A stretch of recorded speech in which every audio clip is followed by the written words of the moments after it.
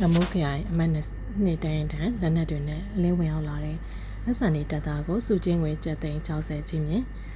စကိုင်းတိုင်းတမုတ်ခရိုင်အမှတ်နှစ်တန်းတန်းကိုလက်နက်ပြေဆုံးတဲ့အလင်းဝင်ရောက်လာတဲ့ရှမ်းနီမျိုးသားတမတော်လက်ဆန်နေတပ်သားတော်ကိုစုချင်းငွေကျပ်သိန်း60ချင်းမြင့်ပေးခဲ့ကြောင်းအမှတ်နှစ်တန်းကထုတ်ပြန်နေဇူလိုင်လ19ရက်နေ့မှာတမုတ်ခရိုင်မြို့တင်မြို့နယ်ကျွန်းပင်သားကျေးရွာမှာတာဝန်ထမ်းဆောင်နေတဲ့လက်ဆန်နေတပ်မှ191တန်း3ကနေတပ်သားမိုးတန်းအောင်ခေါ်မှုတပ်ကပြည်သူ့ကာကွယ်ရေးတပ်ဖွဲ့တမုတ်ခရိုင်အမှတ်နှစ်တန်းတန်းကိုအလင်းဝင်ရောက်လာခဲ့ခြင်းဖြစ်ပါတယ်။ထို့သောအလင်းဝင်ရောက်လာတပ်သားမိုးတန်းအောင်ခေါ်မှုတပ်က AK47 တနက်တလက်ကြီးပေါလေးကို5.62ကြီးစံ200တောက် G3 ကြီးစံ12တောက်14မိုင်တလုံးလက်ပစ်ဖုံးတစ်လုံးနဲ့လက်ကင်ဖုံးတစ်လုံးယူဆောင်လာခဲ့ကြောင်းသိရတယ်။လန်ဒန်နဲ့တကွာပြည်သူ့ရင်ဝင်ကိုကိုလုံလာတပ်သားမိုးတန်းအောင်ခေါ်မိုးတက်တမုတ်ခရိုင်အမှတ်နှစ်တန်းကစုချင်းငွေကျပ်သိန်း60တိတိအကုန်ပြုချင်းမြပေးရခဲ့တယ်။ထို့အပြင်အလင်းဝင်ရောက်လာသူရဲ့ဖြစ်ချင်တဲ့ဆန္ဒနဲ့ညီဘေးကင်းလုံခြုံစွာဆက်လက်ကူညီဆောင်ပေးသွားမည်ဖြစ်ကြောင်းသတင်းထုတ်ပြန်ကြေညာသိရတယ်။ပြည်သူ့ဗန်နိုင်ဖွဲ့ထုတ်ပြန်တဲ့မှတ်တမ်းနေရာ2025ခုနှစ်ဇန်နဝါရီလကနေ2026ခုနှစ်ဇူလိုင်လဒုတိယပတ်ထိအလင်းဝင်ပူပေါင်းနဲ့လက်နက်ချစစ်တောင်မှစုစုပေါင်း3946အထိရှိပြီဖြစ်ကြောင်းသိရပါတယ်။ဆက်လက်ပြီးတော့ပေါမြို့နယ်တွင်လူသက်မီးရှို့ခဲ့တဲ့စစ်တပ်စစ်ကြောင်းကနေကြံရစ်ခဲ့တဲ့ရဲတပ်သားနှုတ်ကိုလက်နက်များနဲ့အတူကလုံ PDF ကဖမ်းဆီးရမည်။မကွေးတိုင်းပေါမြို့နယ်တွင်လူသက်မီးရှို့ခဲ့တဲ့ဂျပန်စစ်တပ်စစ်ကြောင်းမှကြံခဲ့တဲ့ရဲတပ်ရင်းစစ်တပ်ကရဲတပ်သားနှုတ်ကိုလက်နက်နဲ့အတူဖမ်းဆီးရမိခဲ့ကြောင်းကလုံပြည်သူ့ကာကွယ်ရေးတပ်ဖွဲ့တာဝန်ရှိသူကပြောတယ်။ပကောက်ကိုကျေးဆိုင်တမတရားတစ်ကနေအရာကြောက်အကန်နဲ့ပေါမြို့နယ်ထောက်ရှာပင်ကျေးဘက်ကိုစစ်ကြောင်းထိုးစဉ်အဆိုပါရဲတပ်သားနှုတ်ကစစ်ကြောင်းမှလမ်းခွဲကျဲခဲ့ပြီးတော်ရင်တနေရာမှာ9ရက်ခန့်မျက်စိလေလမ်းမနေခဲ့ခြင်းဖြစ်ပါတယ်။လွန်ခဲ့တဲ့ဇူလိုင်လ9ရက်နေ့မှာအစာငတ်ပြက်ကဖျားနာနေတဲ့ထိုရဲတပ်သားနှုန်းကအနီးနားကိုရောက်ရှိလာတဲ့ဒေသခံပြည်သူတအုပ်ထံကိုစံထွက်ရောက်တောင်းခံခဲ့တယ်။ဒေသခံပြည်သူကကြောင်းလန့်ထွက်ပြေးပြီးကလုံပြည်သူကာကွယ်ရေးတပ်ဖွဲ့ထံတင်ပေးပို့လာသဖြင့်ကာကွယ်ရေးတပ်ဖွဲ့ဝင်တွေကနေမြေရှင်းလင်းတောင်းနှင်းရှာဖွေခဲ့ရအစာငတ်ပြီးတော့ဖျားနာနေတဲ့ရဲတပ်သားနှုန်းကိုဖမ်းဆီးရမိခဲ့တယ်။ဖမ်းဆီးရမိစဉ်၎င်းတို့နဲ့အတူ MU2တနက်တလက်အမီတွဲတနက်တလက်ကြီးပေါင်းရှိကိုကြီးစံ300ကျော်နဲ့တခြားစစ်သုံးဆောင်ဆက်ဆက်ပစ္စည်းကိုတင်ဆက်ရရှိခဲ့တယ်။ဒီကောင်နေစစ်ကြောင်းတွေကကြံခဲ့တာတော်ရဲမှာငတ်ပြက်ပြီးပြည်သူတွေစီကနေစံထွက်တောင်းတာကိုပြည်သူတွေကအကြောင်းကြားလို့ကျွန်တော်တော်နေရှာဖွေဖန်ဆီးကြလို့ကလုံပြည်သူ့ကာကွယ်ရေးတပ်ဖွဲ့တောင်းရှိသူကပြောတယ်။ထို့ပြင်ဆိုပါရန်600ပါစစ်ကြောင်း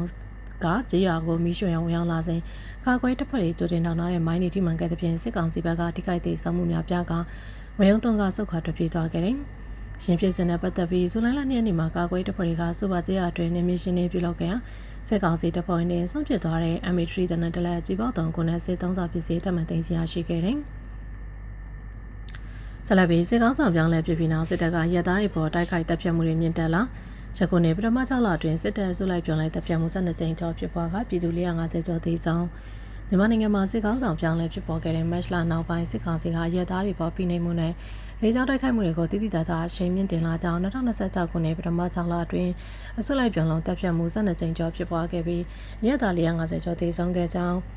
M Conflict Location and Event Data Project ကဇူလိုင်လ29ရက်နေ့မှာအစီရင်ခံစာထုတ်ပြန်တယ်။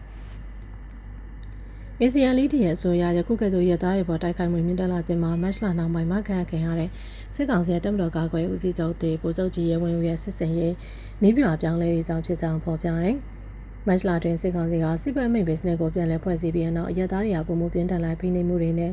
လေကြောင်းပေါ်ချက်တိုက်ခိုက်မှုတွေကိုရင်ဆိုင်လာရတယ်။ထို့ပြင်စစ်ကောင်စီကပြစ်မှတ်တစ်ခုတည်းကိုဇက်တိုက်ခိုက်ရန်ဂျက်တိုက်လေနဲ့စီမ5စင်းတိပါဝင်တဲ့တူးလေကြောင်းတိုက်ခိုက်အဖွဲ့တွေကိုပုံမှန်သုံးပြလာခြင်းကလည်းစစ်စင်ပြောင်းလဲတဲ့ဖြစ်ကြောင်းအစီရင်ခံစာမှာဖော်ပြတယ်။ ACLD ကမြန်မာနိုင်ငံတွင်ဖြစ်ပွားတဲ့ပြည်ပကဆိုင်ရာချက်လက်တွေကိုသတင်းမီဒီယာတွေဒေသခံကွန်ရက်တွေကုလသမဂ္ဂနိုင်ငံတကာလေးလာဆောင်ခြေအဖွဲ့နဲ့ပြည်တွင်းလူ့ခွင့်အဖွဲ့အစည်းရဲ့အစီရင်ခံစာမှာစုဆောင်ပြုစုထားခြင်းပဲဖြစ်တယ်။